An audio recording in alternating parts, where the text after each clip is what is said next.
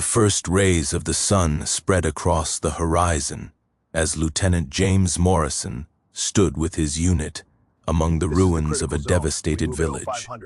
This war, which had been raging for 4 years, had drenched the land with blood, and all around there was only the silence of death. This was the final battlefield where the enemy had gathered their last strength.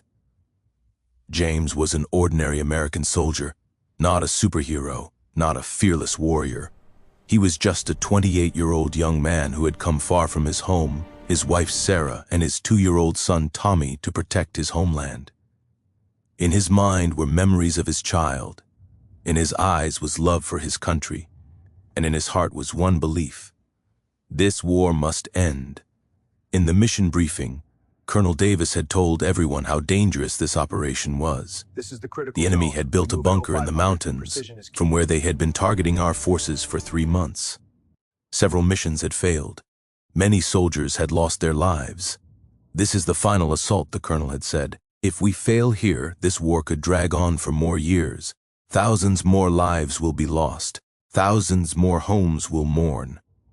James looked at his companions. Sergeant Miller, whom everyone called Bull, had been in the military for 15 years. In his eyes was that exhaustion that only exists in eyes that have seen war.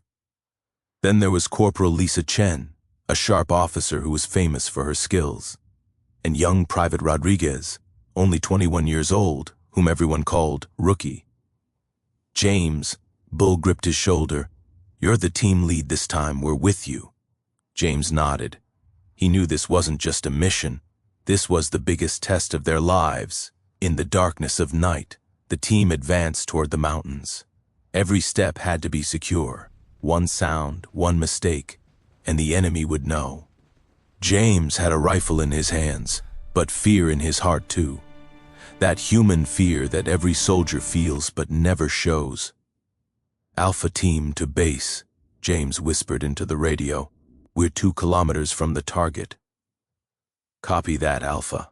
Proceed with caution," came the reply.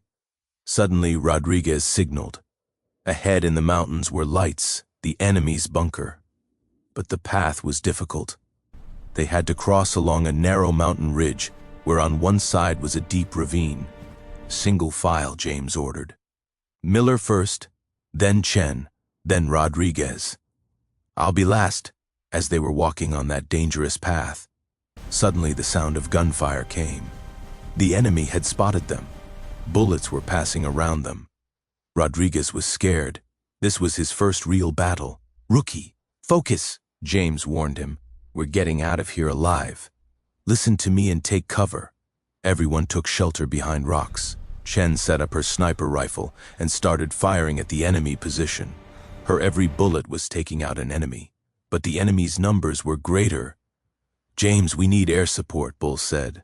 "No," James decided. "An airstrike will kill the civilians inside the bunker. According to intel, there are more than 20 innocent people in there. We'll do this job from the ground."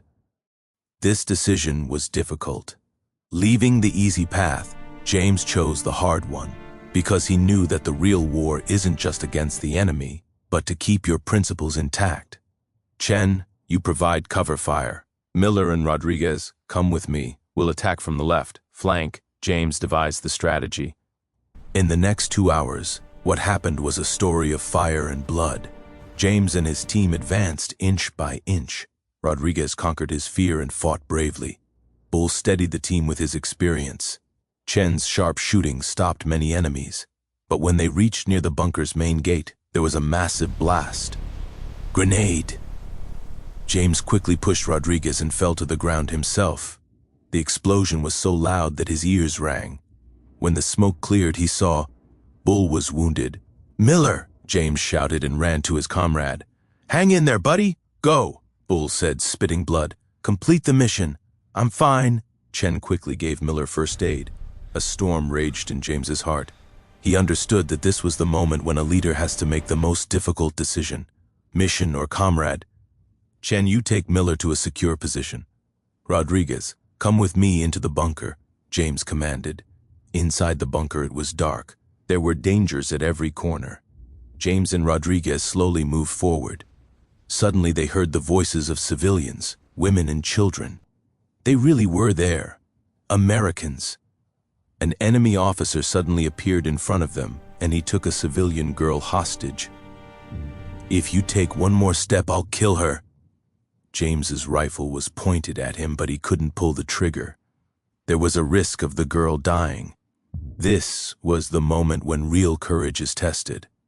Firing a gun is easy, but winning a war without firing, that's difficult.